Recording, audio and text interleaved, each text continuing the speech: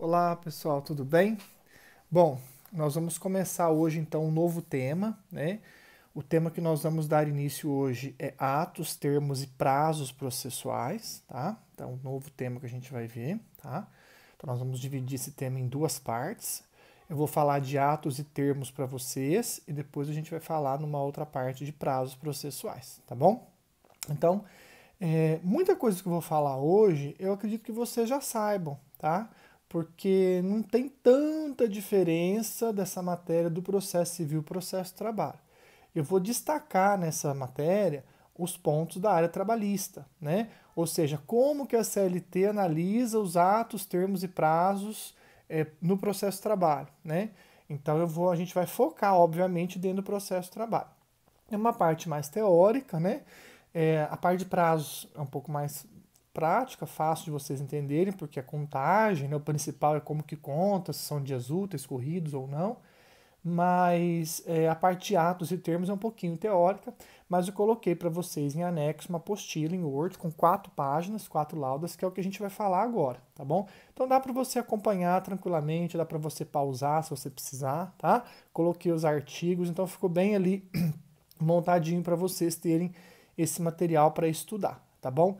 No comecinho ali, eu destaco para vocês que a gente vai estudar, obviamente, os atos, termos e prazos que ocorrem dentro de um processo. Então a gente chama de atos endoprocessuais, né? Ou seja, atos, termos e prazos que são originados ou são praticados dentro de um processo judicial, no caso do processo do trabalho, tá bom? Então a gente vai fazer essa análise. Inicialmente, é importante a gente saber que para existir os atos, os termos e os prazos no processo, obviamente precisa ter um processo, né? E para se ter um processo, para se ajuizar, instaurar uma ação na justiça, primeiro, lembra, eu tenho que ter a violação a um direito material. Essa violação a um direito material gera a possibilidade de você utilizar um instrumento, que é o processo, para exigir esse direito material. Então, se eu tenho uma relação de emprego, o empregador não paga corretamente as verbas trabalhistas para o empregado, esse empregado vai se utilizar do instrumento processo, no caso, processo de trabalho, e vai ingressar com uma ação na Justiça do Trabalho para tentar receber essas verbas. Se forem devidas, a Justiça do Trabalho vai determinar o pagamento. Então, é importante a gente entender que para a gente entender essa matéria ou pensar nessa matéria, a gente tem que pensar que o judiciário ele tem que ser provocado. Então, para que eu possa ter atos, termos e prazos no processo, eu preciso ter processo. Mas para ter processo, a parte autora precisa ingressar com uma ação, né? A gente sabe que a regra é essa, é o princípio da inércia do judiciário, né? O judiciário precisa ser provocado para que ele possa nos dar uma resposta definitiva e impositiva, ou seja, exercer a jurisdição.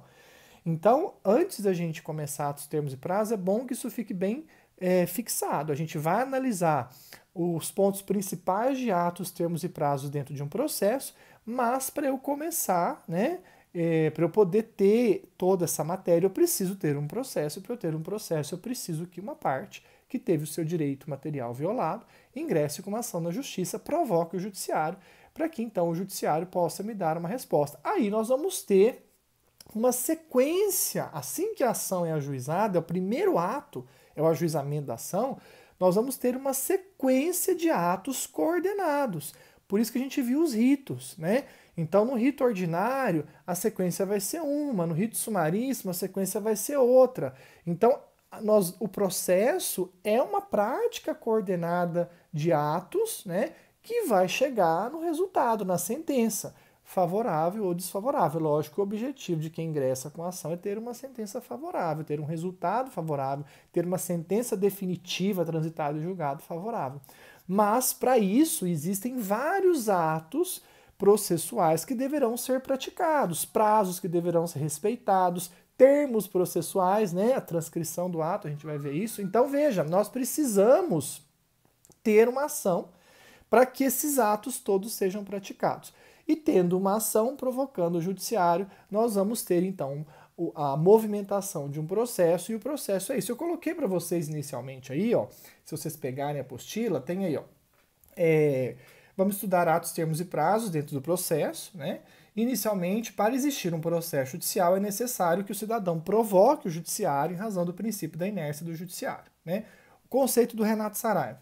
O processo nada mais representa do que um complexo ordenado de atos processuais. Então, nós vamos analisar, nós vamos estudar durante o processo, a gente estuda todos esses atos, né? Estudar o processo, no caso do processo de trabalho, é estudar os atos que eu vou praticar nesse processo, os principais atos, né? Nós vamos começar a estudar isso depois dessa aula, desse tema. Nós vamos estudar a reclamação trabalhista, nós vamos estudar as medidas e, consequentemente, atos. Então, eu vou estudar a reclamação, a resposta, depois nós vamos ver semestre que vem as audiências, né? Os atos probatórios que a gente pratica, né? Então, depois a gente vai ver a sentença, os recursos, né? A parte de execução. Então, estudar processo é você estudar essa prática de atos coordenados. Saber o momento que eu tenho que praticar cada ato, o prazo que eu tenho, como que eu conto esse prazo. Isso é estudar processo. Então, a gente vai começar efetivamente a estudar processo hoje, porque até agora nós estudamos regras básicas de processo, ritos, competência, né, organização. Agora que a gente começa a estudar mesmo o processo. Então aqui tem, segundo Renato Saraiva, o processo nada mais representa do que um complexo ordenado de atos processuais destinados à obtenção de um objetivo. O objetivo aqui não é a sentença em si. A doutrina fala o objetivo é a sentença. Eu não concordo muito. Para mim, o objetivo é a sentença favorável, né? Mas para você ter uma sentença favorável, você vai ter que praticar vários atos, inclusive atos probatórios, que convença o juiz de que aquela alegação sua é verdadeira e merece permanecer e merece ser procedente, tá? Aí ele completa falando que ato processual constitui-se uma espécie de ato jurídico, né? Aí vocês já viram, acho que no primeiro, segundo ano, ato jurídico, fato jurídico, enfim, né? Que objetiva a constituição, conservação, desenvolvimento, a modificação ou a extinção da relação processual. A gente sabe que a relação jurídica processual, ela é completa quando o réu é citado validamente. Então, o autor propõe a ação, dá início ao processo, o autor que teve o seu direito material violado, ele vai utilizar do instrumento processo para exigir a efetivação do seu direito material. Então, o autor propõe a petição inicial, né? Dá o primeiro passo, propõe a ação, e somente quando o réu é citado validamente, que aí nós temos a relação jurídica processual. Lembrando que a relação jurídica processual envolve três figuras importantes: o autor, o réu e o Estado, o juiz, né? Então eu preciso ter essas três pessoas, né, para ter uma relação jurídica processual. Então veja, eu coloquei para vocês aí: os atos são praticados no decorrer do processo e podem ser praticados pelas partes, pelo juiz ou pelos auxiliares da justiça, né? Então, durante o processo, o processo inicia com um ato da parte autora, ao ajuizar a ação, tá? E depois nós vamos ter atos praticados pelas partes, o réu ao se defender, então ele, ao apresentar a resposta, a contestação, né?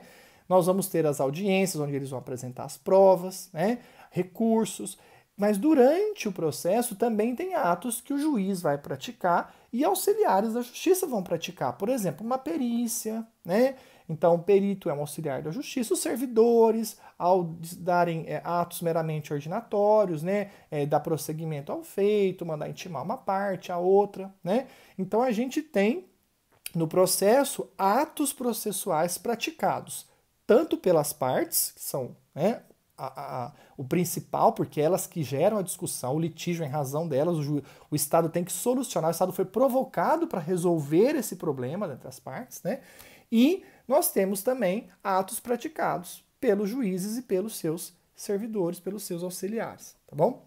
No CPC, nós temos um capítulo que está lá no artigo, principalmente os artigos 188 a 293 do CPC, é um capítulo que fala de atos, termos e prazos, então alguns artigos que nós vamos citar está dentro desse capítulo, tá? Então o estudo de hoje vai ter alguns artigos dentro desse capítulo, mas eu quero dar um destaque maior à CLT, obviamente, porque a gente está estudando processo de trabalho. Então, na CLT é o capítulo do artigo 770 ao 782. Então, a CLT a gente estuda do artigo 770 ao artigo 782, tá bom? Então, essa primeira parte é uma introdução para que a gente possa entrar realmente no estudo de atos. O que nós vamos, então, estudar em relação aos atos? Primeiro, a classificação dos atos. Que tipos de atos nós temos no processo? Eu já comentei alguns com vocês aqui, mas vamos analisar de forma didática, né? Uma maneira mais didática. Deixa eu só me organizar aqui, porque eu vou seguir a apostila que eu montei para vocês, tá? Então, a classificação dos atos. Nós temos 4 classificações. Existem várias correntes, tá, gente? Existem várias correntes explicando essa classificação. Eu vou pegar a corrente objetiva, né, que é uma corrente que a gente tem estudado e utilizado mais, tá bom?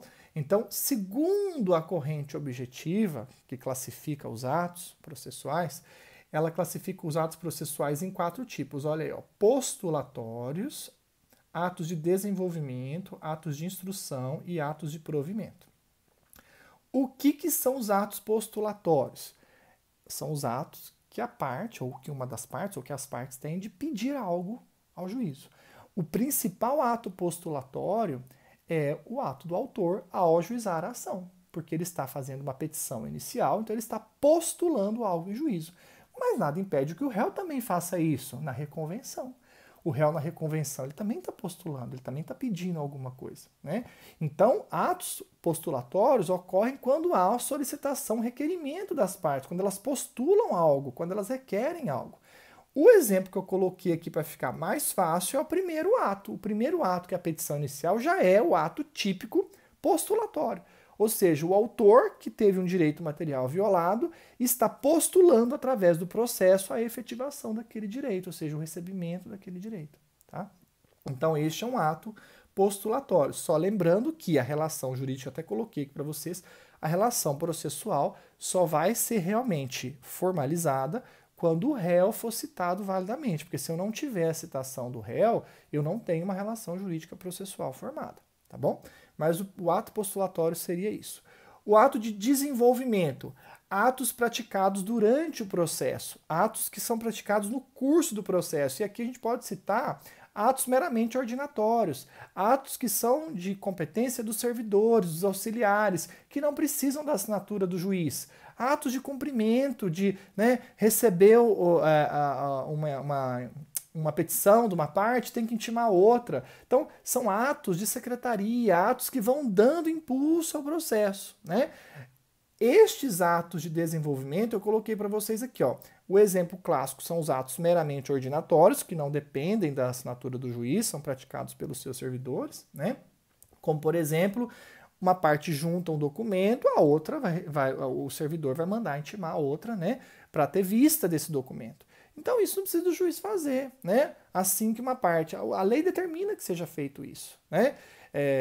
São atos praticamente de ordem pública, que dependem do cumprimento do juiz, ou seja, o servidor vai cumprir uma determinação legal, independente do juiz autorizar ou não, porque a lei determina. O princípio do contraditório, uma parte junta um documento, a outra tem que ter vista para se manifestar. Isso é constitucional, é básico, né? A CLT dá um exemplo bem interessante que é diferente do cível, né? A gente vai estudar a resposta, mas eu quero adiantar para você o seguinte: quando o autor ajuiza uma reclamação trabalhista na Justiça do Trabalho, o artigo 841 da CLT, está aí para vocês na apostila, ele manda que a secretaria, em 48 horas, cite o réu. Ou seja, a citação para nós no processo de trabalho é norma de ordem pública. Eu não preciso que um juiz faça um despacho conhecendo a inicial para, olha, agora cite o réu igual no cível acontece. Não. Na trabalhista, o juiz nem vê a inicial, porque a legislação fala, olha, assim que a reclamação trabalhista for distribuída, for proposta, for protocolada, a secretaria que recebeu aquela inicial tem 48 horas para notificar o réu. Ou seja, o autor nem precisa requerer a citação na inicial trabalhista. A gente vê o pedido de citação porque é praxe, porque o advogado trabalhista ele fica inconformado de não precisar pedir a citação, porque no cível, no requisito inicial cível tem, mas a nossa inicial não tem. A citação para nós é norma de ordem pública. Se o reclamante não pedir a citação, o secretário, né, o servidor, vai ter que citar o réu em 48 horas. Protocolada a inicial, o servidor tem 48 horas. Veja, isso não é ato de juiz. Isso é um ato meramente ordinatório, que o servidor está cumprindo uma norma de ordem pública. Eu estou mexendo aqui porque eu estou com o meu note aberto e a tela fica apagando. Então, para evitar ficar apagando toda hora, eu tenho que mexer aqui. Então, veja, isso não tem... É um ato meramente ordinatório, é um ato de desenvolvimento. Por quê? Porque se o servidor não citar, o réu não vai ficar sabendo e o autor não precisa nem pedir. É uma norma de ordem pública. Então, a citação para nós é uma norma de ordem pública e tem que ser feita pela secretaria em 48 horas. Se vocês quiserem, vocês podem abrir o 841. Eu estou falando que eu não gosto de ler. Vocês sabem que eu não gosto de ficar lendo artigo para não ficar chato. Fica monótono a aula, que você fica lendo artigo. E aqui eu tenho que segurar o microfone para não fazer barulho, para não dar aquele chiado, né? Mas está aqui, ó, artigo 841. Recebida e protocolada a reclamação, o escrivão ou o secretário dentro, tá vendo? Escrivão ou secretário, não é juiz. Dentro de 48 horas, remeterá a segunda via da petição do termo ao reclamado, notificando ao mesmo tempo para comparecer à audiência de julgamento, que será a primeira desimpedida em 5 dias. Né? Então, quer dizer, quando o réu é citado, ele sabe que o mínimo que ele vai ter de prazo para se defender, para contestar, é 5 dias. Ou seja, entre o recebimento da notificação e a audiência tem que ter no mínimo 5 dias. Tá? O nosso prazo mínimo de defesa é 5 dias úteis no caso. Tá? Porque a defesa é apresentada em audiência. Então, tem que se atentar a esse mínimo de 5 dias. Então, você ficou claro aqui que não é o juiz. Então, é um ato de desenvolvimento. Como é que o processo vai se desenvolver se não tiver essa notificação do réu? Tá? Então, isso é um ato de desenvolvimento. Tá bom? A letra C, de instrução. O que é ato de instrução? São os atos probatórios. Né? As partes apresentar documentação, né? Pedir oitiva de testemunhas, né? Às vezes uma perícia. São atos que as partes vão praticar para instruir e tentar convencer o juiz de que a alegação delas é a verdadeira, né? De que a verdade real está com ela. Então, são atos de instrução. Eu coloquei para vocês aqui alegações do curso do processo e atos probatórios. Atos probatórios, ouvir testemunha, às vezes pedir a intimação de uma testemunha, pedir a realização de uma perícia, pedir uma carta precatória, são atos de convencimento. Então, aqui são atos de instrução, tá? Que são atos extremamente importantes, que é o momento em que a parte realmente vai ter que convencer o juiz, tá? E os atos de provimento, nós temos 3 atos de provimento e o CPC trata bem, a CLT não fala nada, mas o CPC trata bem deles, né? Os despachos, né? Então, tá aí no artigo 203 do CPC, quem quiser acompanhar, né? São 3 atos de provimento, coloquei para vocês aí. A sentença, que é o principal ato, né? O principal ato de provimento, o juiz vai dar a decisão de primeiro grau, né? Vai decidir.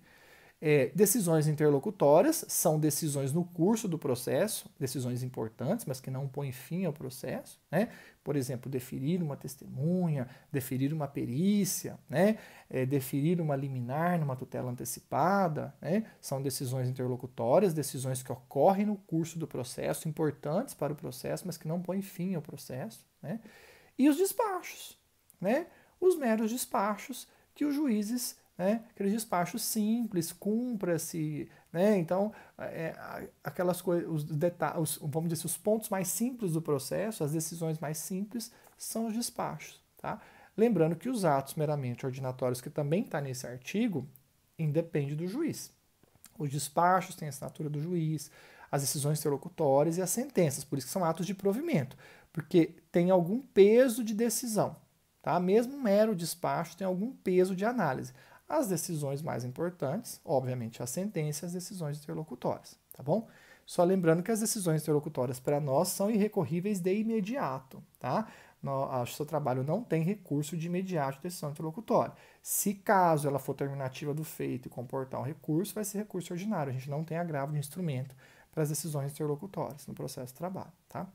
Então, estes são os atos, a classificação que nós temos dos atos postulatórios, de desenvolvimento, de instrução e atos de provimento. Tudo bem? Essa é a primeira parte. como eu falei, um pouco mais teórica, mas que é fácil de visualizar, porque são atos, ainda mais quem faz estágio, quem está fazendo núcleo, vocês praticam esses atos, né, durante o processo. Esses atos são praticados pelas partes. O único ato aqui que a parte não pratica são atos de provimento, que é o juiz que pratica, né, e os atos meramente ordinatórios, né, de desenvolvimento, também normalmente a secretaria. Mas os atos postulatórios, os atos de instrução, é praticamente a parte que pratica. Então veja, comunicação dos atos.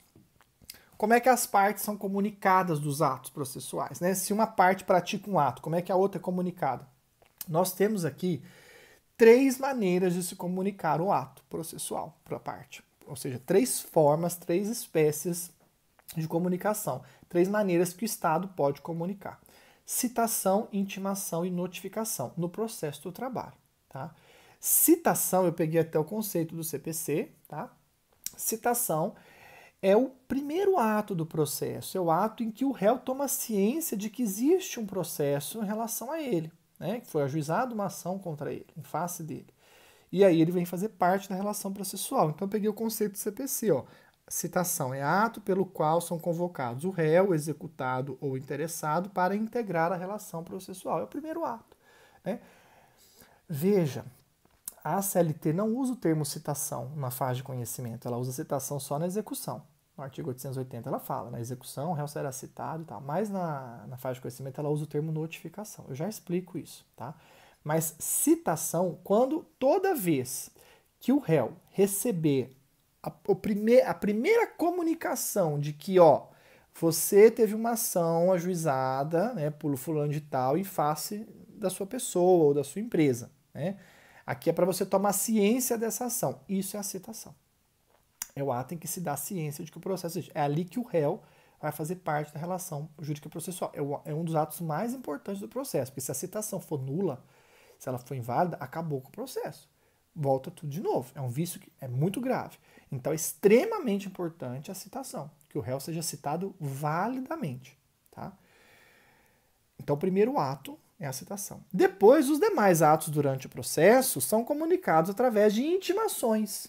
Então, as partes, tanto autor e réu, tomam ciência de atos, dos demais atos do processo, através de intimações. Aí está no CPC, ó, intimação. É o ato pelo qual se dá ciência a alguém dos atos e dos termos do processo. Ou seja, todos os demais atos que são praticados pelas partes, se o juiz tem que avisar a outra, tem que intimar a outra. Tá? Então, intimação é uma forma do Estado comunicar a uma das partes um ato que foi praticado pela outra. Tá? E a citação, a gente viu que é o primeiro ato, é o momento em que o réu toma ciência de que está fazendo parte da relação jurídica processual. O CPC trabalha com esses 2 conceitos, intimação e citação. A CLT, que vem fazer bagunça no negócio, né? Para dificultar a nossa vida, né? A gente a CLT, gente, não é nada técnica. Eu já comentei isso com vocês, né? Ela não é um código, então ela tem um monte de coisa que não tem técnica nenhuma. O termo notificação na CLT é um termo que quer dizer qualquer coisa, que quer dizer tanto citação quanto intimação. Então a CLT muitas vezes ela vai usar, ela usa os 3, a CLT usa as 3 nomenclaturas. Ela usa citação, lá na execução, no artigo 880, ela usa citação, tá correto, porque ela entende que é um processo de execução, então o réu tem que ser citado através de oficial de justiça, né? Ela usa, por exemplo, na hora de intimar as testemunhas, ela usa o termo intimação ou notificação. Então, ela dá a entender que a testemunha pode ser notificada ou intimada. Né? Notificação como sinônimo de intimação. E no artigo 841, que tem a citação, que é o artigo da citação, ela usa o termo notificação. Notificando-o. Então, o que eu quero dizer para vocês? A gente pega o conceito de citação do CPC, a gente pega o conceito de intimação do CPC, mas quando a gente vai falar o que é notificação, notificação para a CLT, tanto faz. Pode ser intimação, como pode ser citação. Então você vai ter que analisar no artigo o momento que aquele artigo está se referindo. O artigo 841 está se referindo ao momento em que o réu vai tomar ciência da relação jurídica processual. Então, quando ele usa notificação, aquela notificação é citação. O artigo 825 fala que a testemunha pode ser intimada ou notificada. Então, naquele momento, aquela intimação ou aquela palavra notificação quer dizer intimação, porque eu estou intimando a testemunha para participar, porque foi solicitado pela parte. Tá? Então, quando a CLT usa notificação, você tem que saber qual que é o momento. Se é 841, essa notificação quer dizer citação. Se é em outros momentos, durante o processo, a notificação quer dizer intimação. Tá? E na execução usa-se o termo correto, que é a citação. Então, notificação para nós pode ser tanto intimação quanto citação. Tá? Por isso que a CLT tem que ter um cuidado para poder estudá-la. Porque às vezes você vai ler notificação lá e falar assim, nossa, mas aqui falando que é notificado, mas não seria citado? É citação. Tá? Então, notificação para nós pode ser tanto a intimação quanto a citação. Tá bom? Aí eu coloco os exemplos dos artigos para vocês aí, que é o que eu acabei de falar. Tá? E aí a gente destaca aqui, ó, os atos e termos, né, e prazos na CLT. Prazo eu vou falar na outra parte da aula, né, mas nessa primeira parte, nessa aula dessa semana, nós vamos falar de atos e termos. Então, dentro do artigo 770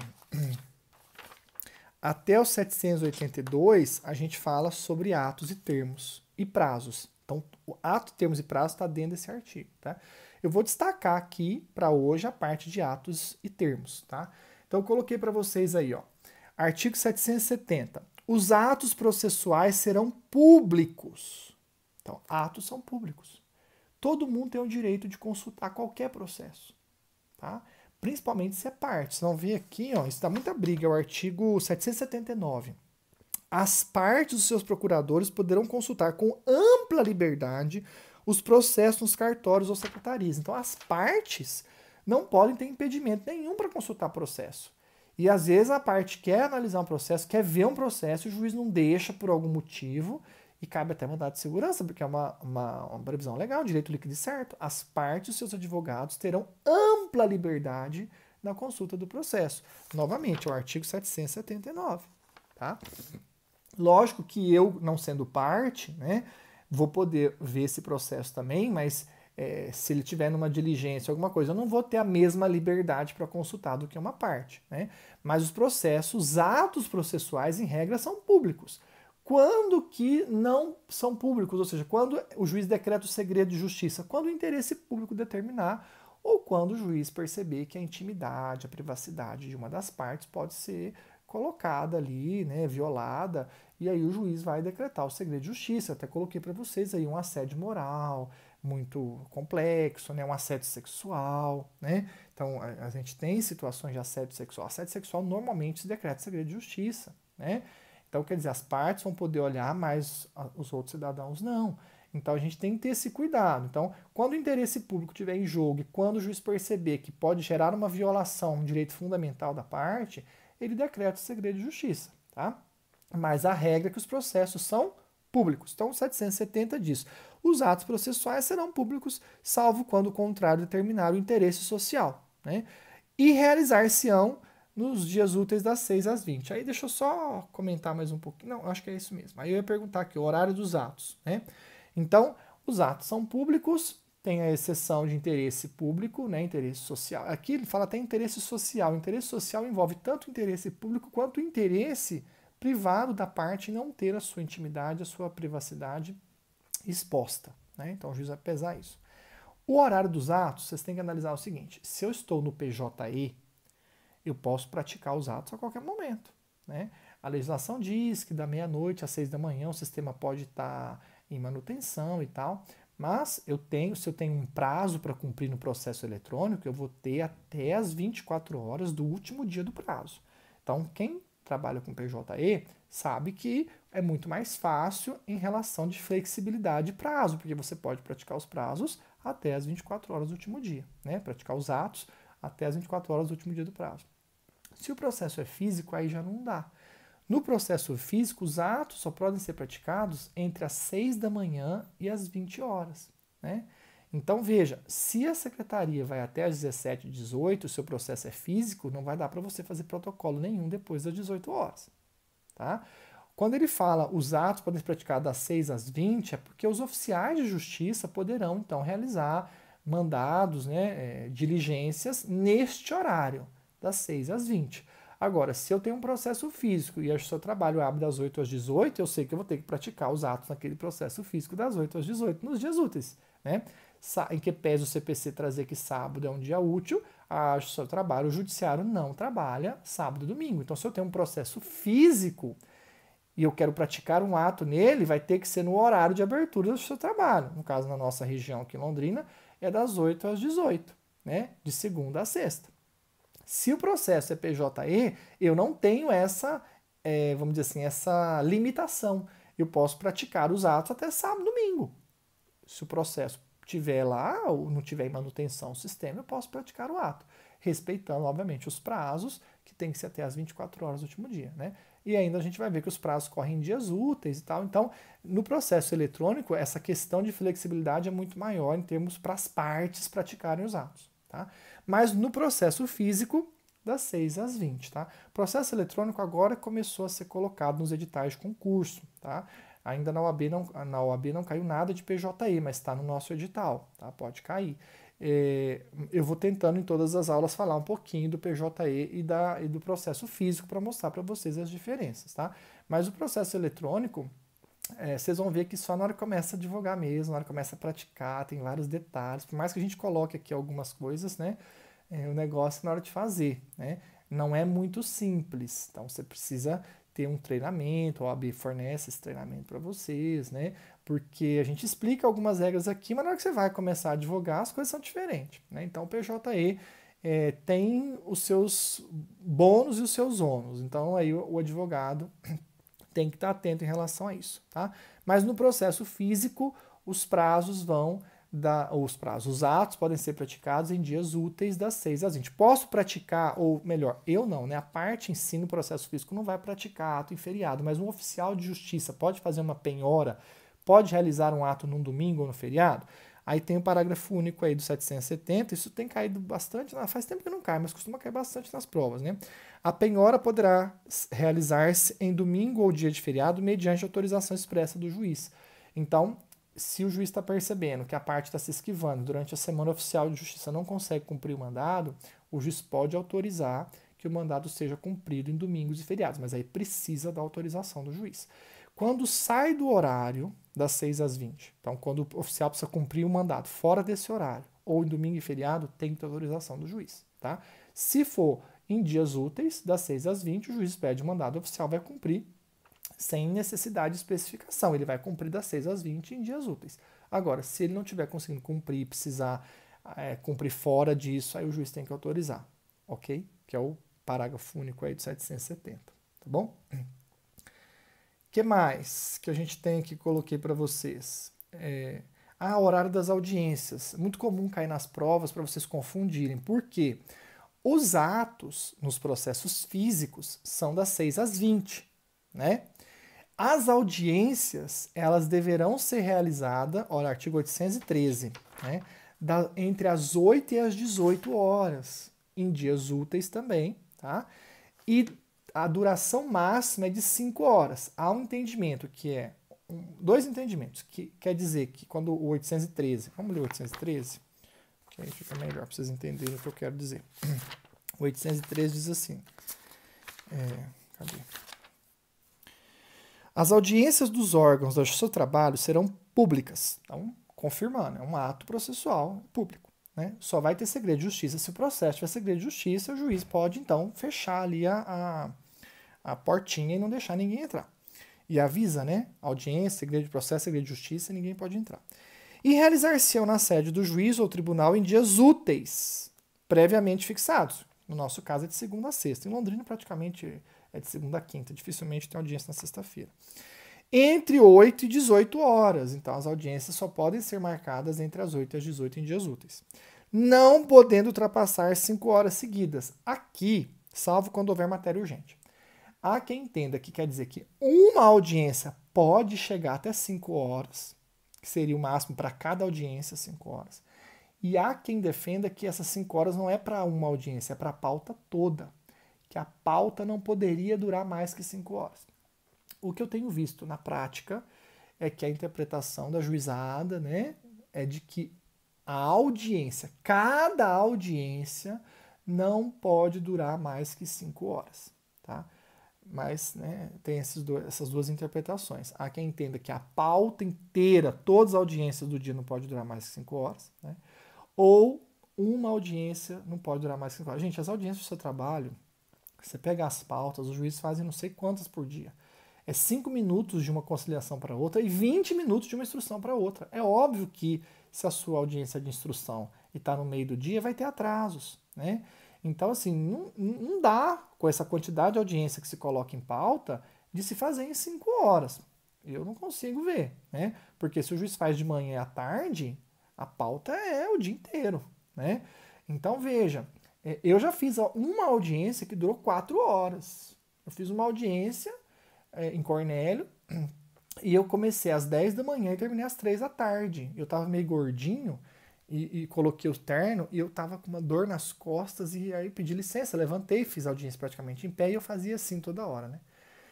Na hora que eu saí da sala, eu fui tirar o terno, sabe essas preguinhas assim de dentro aqui, ó?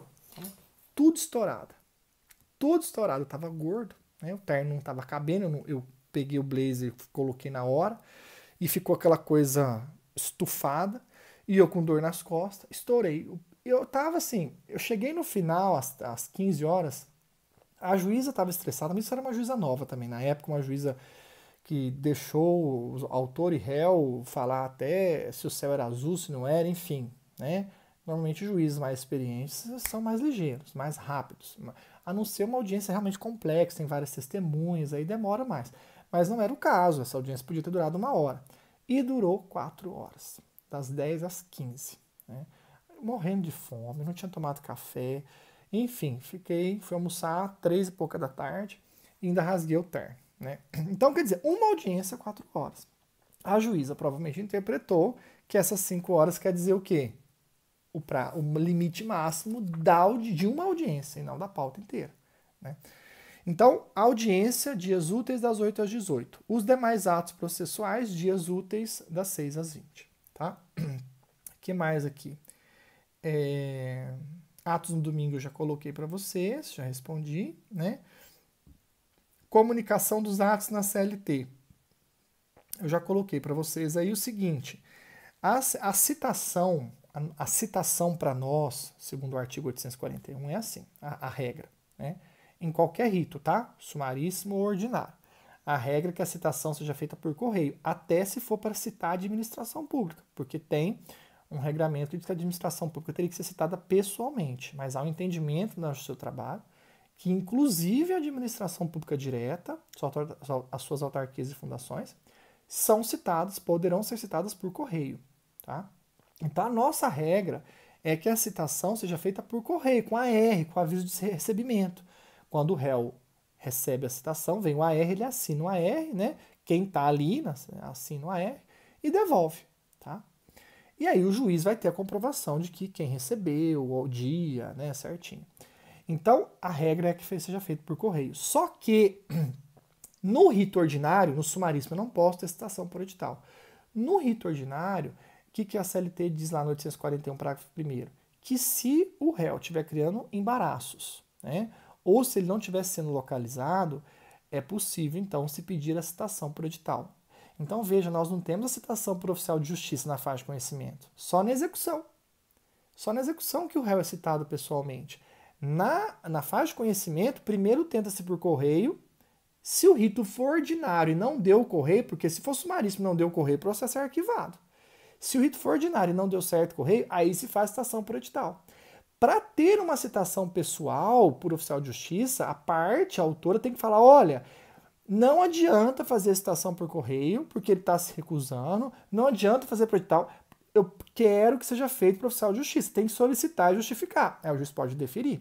Mas a CLT não prevê. A CLT prevê que rito ordinário cita-se por correio, não está dando certo, porque o réu está criando embaraços, está dificultando, então faz a citação por edital. Sumaríssimo, só por correio. Tanto no sumaríssimo quanto no ordinário, se a parte conseguir justificar, ela conseguir, né, justificar de que o réu não, que o endereço é aquele, que o réu não, ele está se esquivando, ela pode pedir a citação pessoal, tá? Mas ela tem que requerer e o juiz tem que analisar se é possível ou não. Mas, em regra, não tem essa possibilidade. A citação pessoal mesmo a gente tem na execução. Tá?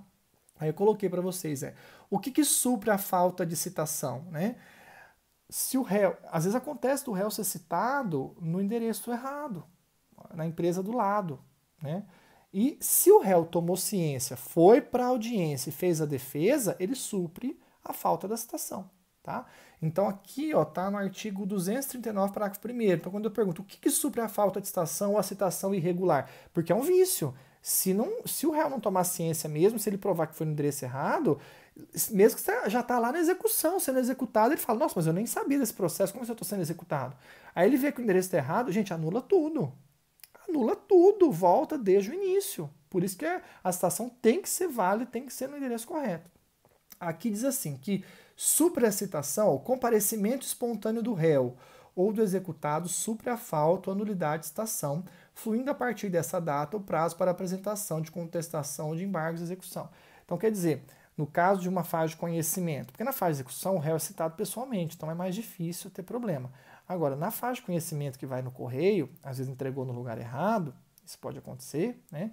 Se o réu toma ciência e vai para a audiência, né, e faz, né, a defesa, ou ele chega na gente e fala, excelência, eu tomei ciência disso hoje, ó, meu endereço está errado, aí o juiz vai dar prazo para ele, tá? Ele supre essa irregularidade, tá? Agora, se ele não ficar sabendo, aí vai ficar irregular, vai gerar uma nulidade lá na frente depois. Então, se o réu fica sabendo, vai para a audiência, às vezes até consegue fazer a defesa, ele supre a falta ou a irregularidade da citação, tá? Aí, as intimações poderão ser feitas no processo do trabalho. Quais são as formas, né? Como que eu posso intimar? Acabei de falar para vocês. A regra das nossas intimações, você viu, a citação, qual que é a regra? Correio. No rito ordinário não deu certo correio, edital. Nós não temos citação pessoalmente, a não ser que seja na execução. Aí a citação na execução é por oficial de justiça, tá bom? E as intimações e os outros atos? Por correio também. Tudo é por correio. No PJE, gente, é no sistema. No PJE, o advogado é intimado ali no processo eletrônico. Então isso facilita a vida, isso economiza muito, né? O processo eletrônico traz uma economia muito grande, papel de correio, de custos, né, de despesa processual, tá? Mas se o processo é físico e precisa intimar as partes, a regra é correio. É claro que há alguns anos, né, antes de entrar no PJE, o seu trabalho já foi adaptando melhor. Ela já foi intimando as partes através dos seus advogados via diário oficial, né? Então aí é publicado em diário, até hoje se utiliza, né? Publicado no diário, o advogado toma ciência. Mas é que às vezes alguns atos precisa também que a parte seja, o juiz às vezes não sabe quem é o advogado, a parte está sem advogado, então ela precisa ser intimada. Aí é por correio, tá? Agora, se ela está assistida por advogado, aí já há alguns anos que as intimações são feitas por diário, no PJE, no próprio processo, tá? Então, em regra, por correio, tanto a citação quanto a intimação, tá? E aí o juiz vai ver o cadastro lá, né?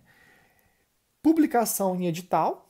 Então, se não deu para a parte ficar sabendo, vamos pensar na parte sem advogado. Porque a parte com advogado, como eu falei, o juiz faz lá o diário oficial, publica ali, o advogado toma ciência. Fechou? Tá? Agora, se a parte está sem advogado, aí o juiz tenta por correio, né? E se caso dá algum problema não consegue, faz por edital, tá bom? Tem lá os editais ainda nas varas de trabalho, mas a gente sabe que intimação ou citação por edital, né, é feito. Na execução, já falei para vocês, é feita pessoalmente, né? Então veja, aqui quando eu coloco na execução, eu deixo claro, a citação é feita pessoalmente. Os demais atos da execução são, aí é o que a gente tem que analisar. Se é PJE, feito dentro do processo. Se o processo é físico, o juiz vai intimar os advogados pelo diário da Justiça, do Trabalho, tá? Se a parte está sem advogado, aí tem que intimar a parte pelo correio. Então, sempre tem que analisar isso. Eu estou no PJE, as intimações são feitas no processo e no diário eletrônico do seu trabalho. Se é processo físico, vai ser no diário do seu trabalho, diário oficial do seu trabalho, diário oficial da União, né, no diário do seu trabalho, através do advogado. Então, diário, através do advogado. A parte não tem advogado, o processo é físico e ela não tem advogado. Aí tem que intimar a parte dos atos. Aí é por correio. Tá bom? Para a CLT, a gente tem que seguir o que está aqui. Tá? Mas eu estou explicando como é que funciona. Então, por correio, pode ser publicação em diário oficial, né, do edital. No caso da execução, a citação é por oficial de justiça, os demais atos são feitos por intimação em diário, se for para o advogado, se for para a parte por correio e se for no processo eletrônico, dentro do processo eletrônico no diário do seu trabalho. Aí eu coloco até para vocês, ó, no PJE a maioria das intimações são eletrônicas e feitas às partes através de seus advogados, que é o diário eletrônico do seu trabalho, né? Então tem lá a intimação das partes feita em diário eletrônico, às vezes intimações no próprio processo e no diário eletrônico. Então, no PJE, isso praticamente não tem mais outra forma de praticar a não ser a intimação eletrônica ali, né? Ou nos autos ou por diário. Então tem a intimação eletrônica e tem a intimação via diário, tá? Então o juiz pode utilizar uma ou outra, né, dentro do processo ou via diário eletrônico. Então no PJE isso é praticamente resolvido hoje. O problema é no processo físico. No processo físico, o juiz ainda tem que intimar no diário oficial, né? E aí intimar o advogado. Se a parte estiver sem advogado, ele tem que ter o cuidado de intimar no endereço cadastrado ali da parte no seu trabalho, intimar por correio. Tá? Nós ainda não temos essa história de e-mail, nós ainda não temos isso. Tá? Aí eu coloco para vocês aqui a súmula 16, por quê? Porque quando a secretaria manda intimar, né, ou expede uma intimação, se for pelo correio, então quando a secretaria faz um comunicado de um ato processual por correio, só por correio, ela tem que presumir que a parte recebeu aquela comunicação em 48 horas da data que ela expediu. Então até coloco para vocês. Se a secretaria manda, por exemplo, a citação por correio, né? E a secretaria tem que dar pelo menos 5 dias de prazo entre o recebimento da notificação, da citação e a audiência, e a defesa. Como é que ela vai fazer essa contagem? Ela presume que em 48 horas, na prática eles contam 2 dias úteis, tá? A parte recebeu aquela comunicação. Então a secretaria mandou uma carta, uma intimação por AR, por correio, né? Na segunda, ela presume que na quarta foi recebido.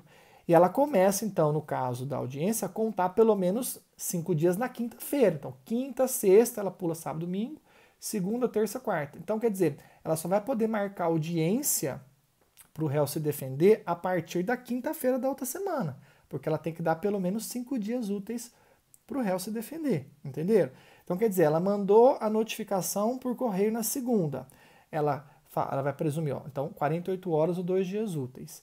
Então, eu presumo que ó, terça é o primeiro dia útil, quarta é o segundo dia útil. Então, ele recebeu na quarta. Eu tenho que dar pelo menos 5 dias para marcar a audiência, né? Da data que ele recebeu, tem que ter pelo menos 5 dias úteis para se defender. Então, como que eu começo a contar? Bom, se ele recebeu na quarta, eu presumo que ele recebeu na quarta, a súmula manda presumir, então eu vou contar quinta, sexta, primeiro dia quinta, segundo sexta, pulo sábado, domingo, porque não são dias úteis, segunda, para contagem de prazo, tá? Eles não são dias úteis, terça da outra semana, quarta da outra semana. Então, eu só posso marcar audiência para o réu vir se defender a partir da quinta da outra semana, para eu ter assegurado os 5 dias, tá? Aí você pode se perguntar, mas professor, as audiências são marcadas em 2, 3 meses. Tudo bem, mas a secretaria tem que respeitar esse mínimo de 5 dias, porque senão gera cerceamento de defesa e gera nulidade no processo, tá? Agora, e se o cara receber depois, se o correio atrasar? É ônus do réu, no caso de quem está recebendo a comunicação. Você não vai assinar o AR? Não vai voltar? O correio tem 48 horas para devolver o AR para o seu trabalho. Então, no AR, vai estar a data que ele recebeu. Então, vai ficar fácil de provar que ele recebeu em atraso. Porque ele vai falar, olha a data que eu assinei o AR. Entendeu? Não foi na quarta-feira que vocês presumiram, eu recebi na segunda. E vocês marcaram a audiência na sexta, ó, terça, quarta, quinta. Eu não tive os 5 dias. O juiz vai ter que adiar a audiência para dar o prazo mínimo de 5 dias para o réu se defender.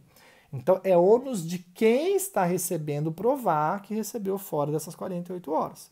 Eu não concordo muito com essa súmula, não, mas enfim, a súmula 16 ela é muito utilizada. Quando a secretaria vai notificar, comunicar a parte por correio, ela presume que a parte recebeu essa notificação em 48 horas após a notificação ter sido expedida, e aí só depois dessas 48 horas que a secretaria vai contar os prazos para poder verificar se a parte vai se manifestar no prazo ou não. Tá? Expliquei isso para vocês aí. E para ir para a parte final, gente, o que é termo processual? Muito simples. Termo processual é a transcrição do ato. Os atos processuais eles podem ser praticados de forma verbal, né, e de forma escrita. Tá? Então eu posso fazer a inicial, por exemplo, eu posso fazer a verbal ou escrita. Nós vamos estudar a reclamação trabalhista, depois de atos termos é o primeiro tema nosso, né? É o penúltimo tema do semestre. E a reclamação trabalhista ela pode ser feita verbalmente pela parte, sozinha, sem advogado, porque no seu trabalho existe o justpostulante, né? A parte tem direito de ajuizar a ação sozinha, sem advogado, e o réu também pode se defender sozinho, sem advogado. Não existe obrigatoriedade de advogar no seu trabalho, a não ser em algumas medidas, como mandato de segurança, ação rescisória, tutelas provisórias, né? Recurso ao TST. Tem algumas situaçõezinhas que precisa de advogado, mas a regra para propor uma ação, uma reclamação trabalhista, não precisa de advogado. Então a reclamação pode ser proposta verbalmente ou por escrito. Quando eu proponho por escrito, eu estou praticando um ato que já está transcrito, ou seja, um ato que tem natureza de um termo processual, né? Porque eu já transcrevi. Agora, se eu vou propor a reclamação verbal, a secretaria tem que reduzir a termo. Então, todo ato praticado verbalmente tem que ser reduzido a termo. Reduzir a termo é isso. Então, termo é a transcrição de um ato que eu pratiquei verbalmente. Quando eu pratico um ato verbalmente e a secretaria reduz a termo, então ela está reduzindo a termo o quê? Um ato processual que foi praticado de forma verbalmente. Quando eu já pratico por escrito, né, então já, entre aspas, é um ato já com natureza de termo, ou seja, já está praticado por escrito. Agora, quando eu pratico um ato verbalmente, esse ato precisa ser transcrito para o processo. E essa transcrição do ato praticado verbalmente a gente chama de termo processual. Por isso que a gente usa o termo reduzir a termo. Reduzir a termo é, deixa eu converter este ato que você está praticando verbalmente em termo, ou seja, deixa eu transcrever. Então ele vai se tornar um termo processual. E aí, nós temos 4 artigos que falam disso, mas são artigos muito antigos. Eles usam termos de datilografar, sabe? Por exemplo, hoje, gente, na nossa região, é difícil, eu nunca vi, né, reclamação verbal. Nunca vi. Né? Hoje, com o PJ, depois que o PJE foi instaurado, se você vai na secretaria e vai falar lá que você quer propor sozinho, sem advogado, você vai ver o que eles vão fazer. Eles vão falar, não, procura um sindicato, procura um advogado. Eles quase que vão fazer uma lavagem cerebral para a pessoa procurar, porque dá muito trabalho para eles. Né? Eles não querem. Então eles fazem a pessoa procurar um advogado. Eles não indicam, mas eles fazem a pessoa procurar um advogado. Né? Já tive um aluno que tentou propor a ação sozinho, acho que até propôs, mas deu muito. Ele falou, professor, dá tanto trabalho que a pessoa desiste. Porque nós não temos em Londrina, na vara do trabalho, no seu trabalho, um setor de atermação. Ó, atermação. O que é atermação? É um setor do Judiciário, a Justiça Federal tem aqui em Londrina. Onde o cidadão vai, ele pode ser advogado, ele vai lá reclamar o que ele quer e aquele setor vai transcrever isso. Isso chama atermação, vai reduzir a termo aquele pedido que ele pode fazer sem advogado. Nós não temos no seu trabalho de Londrina atermação. Então é uma dificuldade muito grande, né, de se fazer uma reclamação verbal, porque a parte ela vai ter essa dificuldade, porque não existe um setor específico para fazer a atermação, né, ou seja, reduzir a termo. Então, veja, aqui eu coloco para vocês, ó, termo é a redução escrita do ato, em outras palavras, termo é a reprodução gráfica do ato processual. A CLT dispõe sobre o tema nos artigos 771 e 773 e aplicação subsidiária 206 a 211 do CPC, né? E aí eu coloco alguns trechos dos artigos, ó, os registros dos atos devem ser feitos insuscetível de rasuras. Veja, rasura. Gente, a CLT foi pensada quando o processo ainda era feito, as petições eram feitas à mão. O moderno da época era datilografar, era ter a máquina de datilografia, né? Então eles pediam que fosse feito sem rasuras. Então veja, são assinados pelas partes. Hoje PJE é assinatura digital do advogado, né? Então veja, olha a evolução que nós tivemos esses anos todos. O artigo está ali, né? A gente usa para justificar o tema, termo processual e regulamentado na CLT. mas está muito ultrapassado, né? É bom dar uma olhada? É bom. Pode cair na prova? Pode. Porque às vezes numa prova de concurso o diferencial vai saber se o aluno deu uma lida naquilo ali, né? Na prova de concurso vocês sabem que às vezes não testa conhecimento, a questão é para eliminar mesmo o cara. Tipo, isso aqui ninguém estuda, então vamos fazer todo mundo errar. Mas o termo é isso. E a regulamentação que nós temos na CLT são de nomenclaturas e como se o processo fosse em papel, e não só papel, mas papel ainda feito à mão ou na máquina de datilografar, tá? Mas isso quer dizer termo. Eu coloquei, se as partes não puderem fazê-lo, então se a parte vai ser advogada, ela não puder fazer, né, praticar o ato certinho, não puder assinar, vai ter que ter assinatura a rogo, ter testemunhas para assinar, né, ela vai ter que pôr o dedão lá e assinar. Então, isso hoje, na nossa região aqui no sul, né, Londrina, nós temos essa dificuldade. Isso praticamente o PJE já está dominado aqui, né, já dominou a área.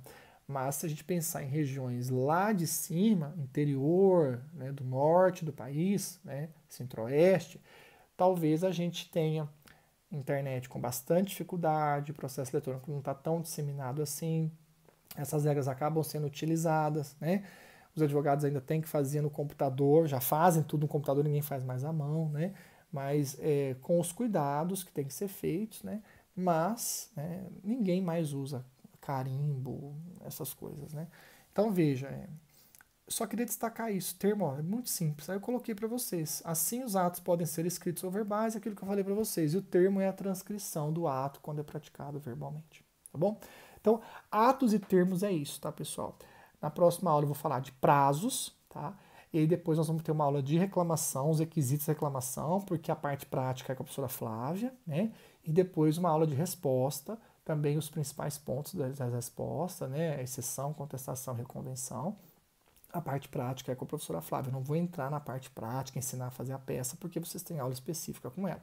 Eu vou explicar a parte teórica, os requisitos principais né, da reclamação e da resposta. E a próxima aula, então, a gente vai falar dos prazos, tá bom?